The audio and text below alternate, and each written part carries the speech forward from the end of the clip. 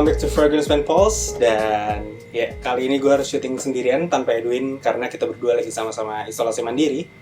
Mungkin lu udah pada tahu apa yang bakal gue review kali ini karena ada di judul. Yap, produk lokal keluaran dari Wardah versi untuk cowok, namanya adalah Cuff. Stay tuned. Basically Cuff ini keluar tahun lalu, akhir tahun 2020, tengahan sampai akhir 2020. Pertama kali keluar itu gue lihat ada promonya di berbagai macam marketplace, tapi gue nggak terlalu penasaran karena kayak paling kayak produk lokal lainnya gitu. Dan kemarin gue baru dari salah satu mall Jepang yang ada di daerah BSD, gue ngeliat ini lagi diskon, harganya jadi cuma 60.000, jadi gue beli. Dan kebetulan ini juga beberapa di request sama beberapa yang nonton, jadi ya kenapa enggak. Karena di sana nggak ada tester, jadi gue beli semuanya tanpa gue sniff. Dan akhirnya gue telah menentukan mana yang paling gue suka dan mana yang gue gak suka, nanti akan kita bahas. Oke?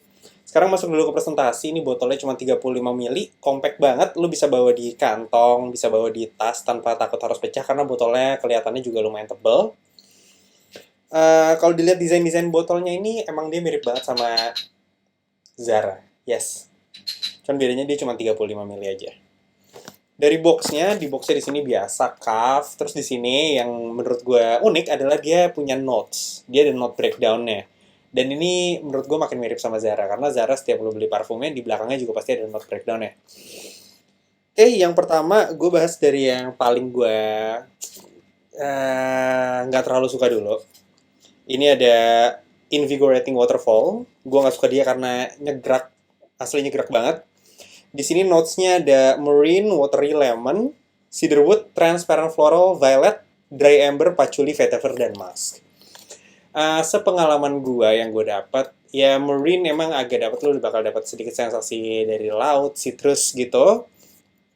Cedarwood, Transparent Floralnya enggak, Violet mungkin ada, tapi Violetnya beda sama kayak kalau lo cium di, let's say, Mercedes-Benz Intense atau di Calvin Klein 2 yang violetnya itu watery. Di sini enggak, ini violetnya lebih ke arah sedikit metallic sama sintetik banget.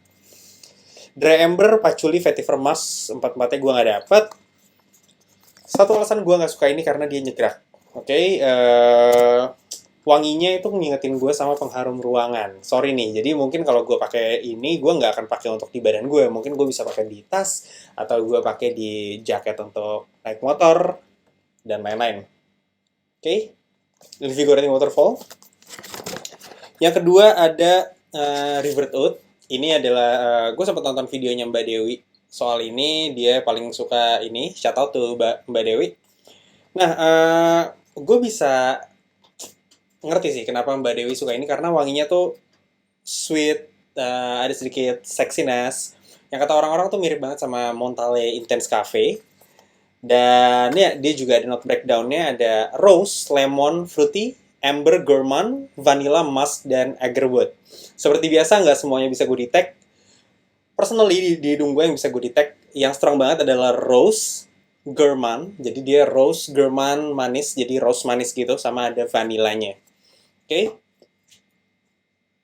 Botolnya warna hitam, wanginya tuh mirip, ya mirip-mirip parfum-parfum rose yang lo pernah cium plus vanilla, karena rose sama vanilla kayaknya udah banyak banget ya parfum yang notes-nya seperti itu. DNA-nya ke arah sana. Yang ketiga, ini ada True Brotherhood. Oke. True Brotherhood ini ya warna coklat botolnya. Notes-nya itu ada cinnamon, orange, lemon, tobacco, cypress, lavender, tonka beans, cedarwood, sama incense. Cuman tetap gue nggak dapet incense-nya sama sekali. Yang gue dapet di sini cinnamon di opening, ada lemon, ada lavender. Lavendernya itu wanginya mirip sama lavender yang ada di Prada Luna Rossa Carbon. Oke, sama tonka beans. Mungkin dari note breakdown-nya lo udah pada bisa nebak nih kira-kira ini arah wanginya tuh kemana. Yap, gue nggak bilang ini clone, tapi miripnya, wanginya itu mirip banget sama Paco Rabanne 1 Million versi fresh. Oke. Dan ini right off the bat ketika lo spray, kena tangan gue, nggak apa. Ini wanginya 1 Million. Enak.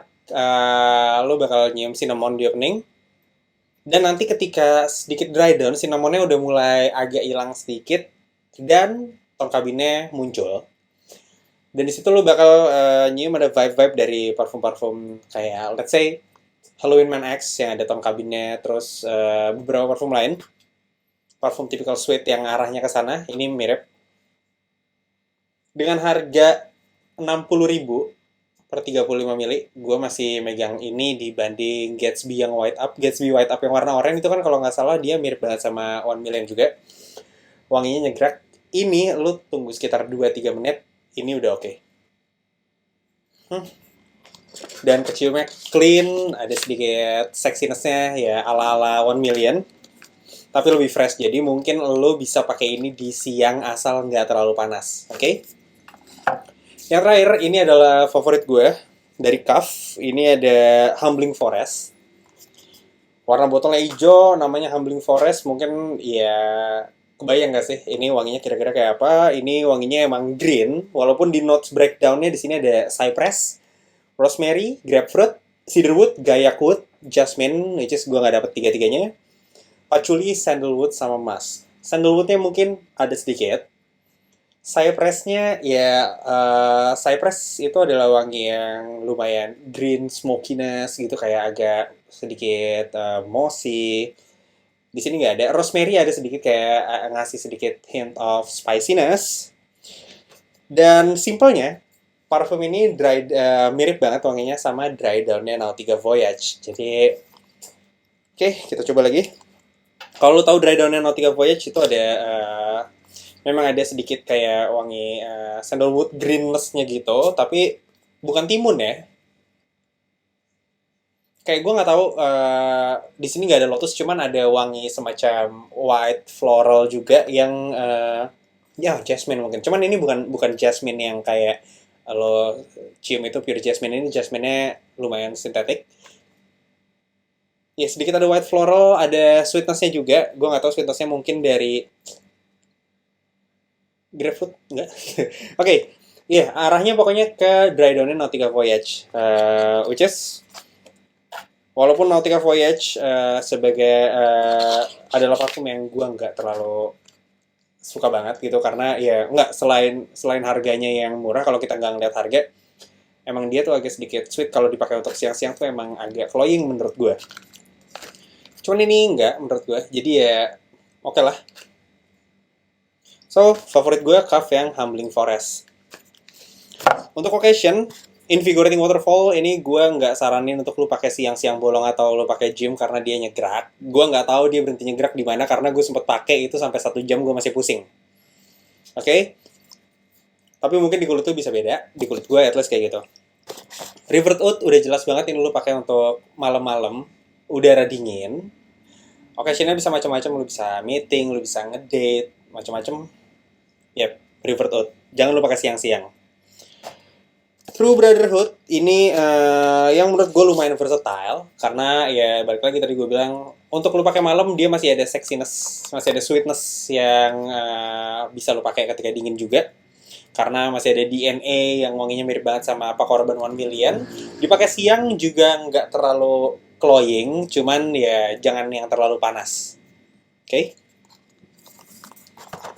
Dan Humbling Forest ini menurut gue yang cukup versatile juga. Cuman mungkin kalau lo pakai malam dia akan sedikit hilang dan ketiban wanginya sama udara dingin.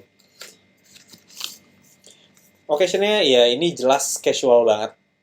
Karena mungkin agak nggak pas aja kalau lo pakai untuk formal. Masih banyak option yang lebih oke di harga even segini 60 ribuan. Nanti kita bakal bikinin videonya bareng sama Edwin tentu ya. Dan ya itu dia review dari Kaf. Harganya cuma 60.000.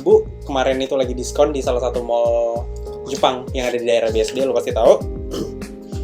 Dan tulisin pengalaman lo pakai parfum ini di kolom komentar kalau emang pernah ada yang pakai, dan jangan lupa subscribe. Oke, sampai ketemu di episode berikutnya. See ya.